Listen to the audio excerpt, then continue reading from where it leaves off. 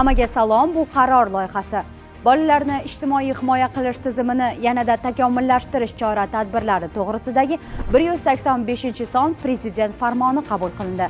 Farmonga ko'ra, 2025-yil 1-yanvardan boshlab mehribonlik uylari va bolalar uylariga kam ta'minlangan oilalarning farzandlarini vaqtinchalik qabul qilish tartibi bekor qilinadi. Yetim va ota-ona qaramoqdan mahrum bo'lgan yoshlarga ta'lim olish, bandligini ta'minlash, davolanish hamda uy-joy sharoitlarini yaxshilash uchun ijtimoiy yordam ko'rsatiladi. Tutingan ota-onalarni tayyorlash kurslariga yetim bolalar va ota-ona qaramoqdan mahrum bo'lgan bolalarni farzandlikka olish istagini bildirgan nomzodlar ham qamrab olinadi.